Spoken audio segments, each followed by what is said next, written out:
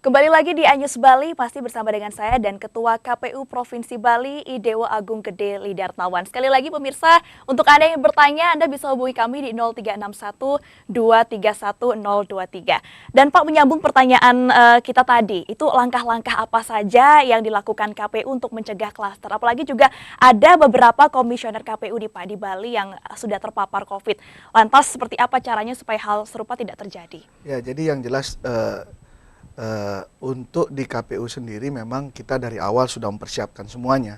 Bahkan kita pun masih punya anggaran banyak untuk mencegah terjadinya pandemi di lingkungan kantor kita. Begitu setiap 2-3 bulan sekali kita semua rapid, ya. Belum kita turun pada saat pembukaan pilkada lanjutan kemarin, itu semua aparat kita sampai ke PPDP itu semua sudah direpit, dan kalau reaktif kita akan istirahatkan. Dan kalau reaktif pun dilanjutkan dengan swab jika itu mereka harus karantina. Baik. Jadi betul-betul kami strict, dan di kantor kami tiap hari sekarang dilakukan disinfektan. Sehingga betul-betul kami bekerja dengan baik. Nah, tentu kami tidak boleh menutup diri dengan yang lain. Ada polisi yang sekarang sudah berjaga di kantor kami, dan ini harus kita lakukan ini. Jangan sampai orang lain yang membawa ke kantor kita juga, gitu kan. Kemudian ada pasangan calon tim kampanyenya yang datang, ya. Sudah harus disesuaikan. Ini semua sudah kita siapkan, ya. Baik. Bahkan seluruh fasilitas sampai ke PPS itu sudah disiapkan. Okay. Ada hand sanitizer, ada masker, ada face shield, ada sarung tangan. Ini semua sudah kita lakukan supaya mereka terhindar dari dan merasa aman, ya Pak. Ini sudah ada penelpon yang akan bergabung bersama dengan kita. Saya mau sapa terlebih dahulu. Om Swastiastu, selamat siang, dengan Lydia di Denpasar. Om Swastiastu, Mbak Putri. Iya, silakan Ibu pertanyaannya. Begini Pak Agung, saya mau tanya. Ini kan sosialisasi KPU kan tidak hanya langsung ke masyarakat, tapi juga berhadapan dengan medsos, Pak. Ya. Nah, gimana KPU sendiri mencoba untuk mengcounter informasi yang beredar luas di medsos? Misalnya lebih baik nggak datang ke TPS demi menjaga keselamatan supaya nggak terpapar COVID. Seperti itu, Pak. Terima kasih. Oke, baik, terima kasih Bu Lydia atas pertanyaannya. Bisa langsung ditanggapi, Pak. Ya, baik. Jadi kita di KPU Bali itu selalu menggencarkan ini di media, ya. Setiap kegiatan, setiap apapun yang ada kita lakukan itu, karena kita punya hari Jumat khusus untuk selalu update, ya. Jumat di seluruh penyelenggara itu ada update apa-apa yang akan kita lakukan, termasuk sosialisasi ini. Kita juga akan membuat film-film pendek setelah calon ini ada, sehingga nanti menjelang di TPS pun kami bukan bikin film singkat. 9 hal baru yang menyebabkan TPS menjadi anti COVID. Nah, di situ nanti kita akan jelaskan bahwa seluruh masyarakat akan aman dengan 9 hal baru yang akan diperbaharui di TPS, ya. Baik. Jadi ini nanti akan ada berupa flyer, kemudian berupa film pendek yang akan kita siarkan di seluruh media yang ada, termasuk nanti akan ada di masing-masing videotron yang ada di seluruh Bali ini. Baik. Kita mencoba untuk mensosialisasikan itu dengan berbagai cara. Dan tentu ini kami juga dibantu oleh teman-teman LSM, teman-teman dari yang peduli tentang pemilu juga kita akan dibantu oleh mereka untuk mensosialisasi. Kita harus terus gitu. Jadi tembak sosialisasi lagi, semakin Pak, ya? hari semakin terus gencar. Dan masalah nanti ada hoax dan lain sebagainya itu kan nanti tim cybernya Polri yang akan menyelesaikannya. Dengan sinergitas dan juga sosialisasi terus-menerus ya Pak, ya. Ajak terus masyarakat aman-aman dan lain sebagainya. Nah, kemudian nih Pak, bagaimana cara dari KPU Provinsi Bali ini untuk membangun komunikasi yang baik supaya informasi yang tersampaikan juga tepat sasaran kepada paslon dan juga partai pengusungnya? Seperti apa? Ya, jadi kita di KPU masing-masing kabupaten kota itu ada LO di sana. Liaison Officer atau penghubung. Penghubung inilah yang aktif dengan kita buat helpdesk di masing-masing kabupaten kota, yang tentu ini walaupun hari libur, Galungan, Kuningan itu tetap aja jalan. Jadi tidak ada libur buat kita untuk melayani masyarakat dan memberikan informasi. Nah, untuk keseluruhan stakeholder kami sudah ada pokja-pokja yang akan melibatkan semua stakeholder yang terlibat di dalamnya untuk mempercepat proses sosialisasi ataupun informasi apapun yang ada, dan tentu komunikasi kami dengan partai politik jangan disangsikan lagi. Udah sekian ya, sekitar 17-an tahun sudah kami bersama-sama.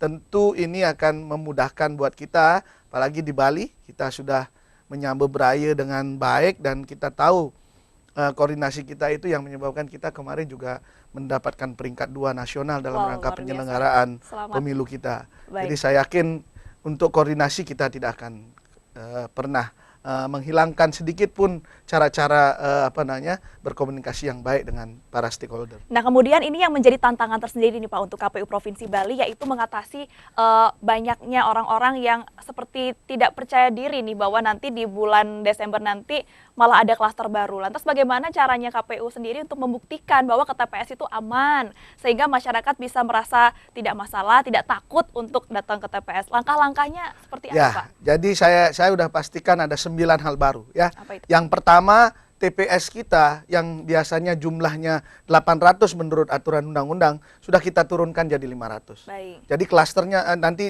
tidak terlalu banyak di sana di TPS itu.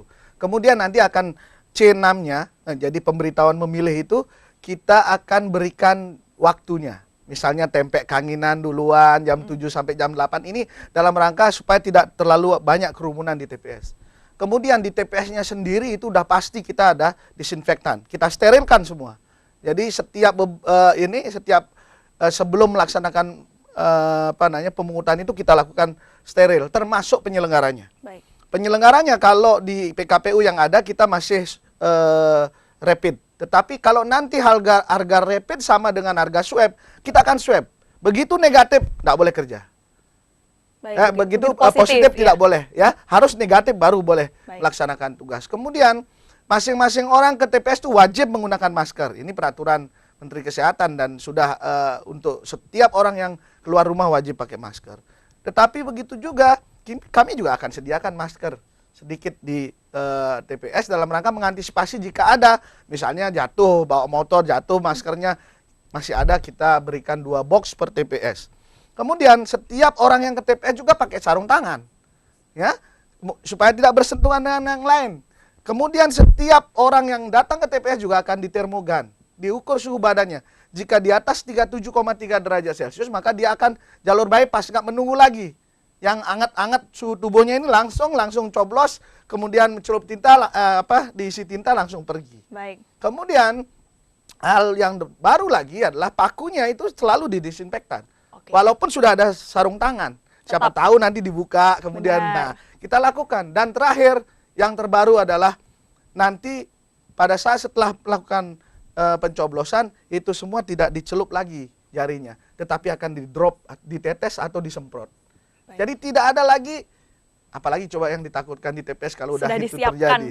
Ya. semua. Dan di masing-masing desa kita siapkan satu gugus tugas yang jika saja ada kejadian di sana akan diambil langsung dengan koordinasi dengan gugus tugas di tingkat desa. Baik, ini sudah ada penelpon lagi akan bergabung bersama dengan kita. Selamat siang dengan Ibu Dewi Saya dari dengan Badung. Dewi, selamat siang. Iya, silakan Ibu Halo, Dewi, pertanyaannya langsung mau saja. tanya sama Bapaknya, kalau misalnya dalam penerapan protokol kesehatan ini kalau nanti nyoblos ke TPS, kalau nggak pakai masker, balik lagi gitu harus ngambil masker atau gimana? Atau ada disediakan gitu untuk protokol kesehatan masing-masing di TPS? Oke, ini terima kasih Ibu Dewi pertanyaannya. Di make sure kembali Pak. Jadi begini, Yakinkan kembali.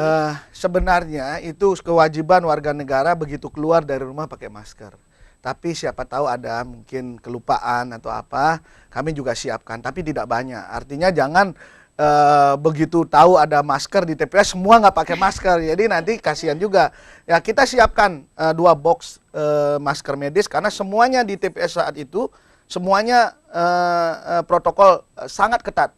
Ya maskernya pun harus masker medis, kemudian hand sanitizer ada di situ, dan masing-masing TPS juga ada galon air yang akan dipakai untuk cuci tangan sebelum masuk TPS. Oke. Jadi tidak usah khawatir, dan mungkin juga sebentar lagi karena kita sudah perbolehkan untuk pasangan calon untuk membuat masker.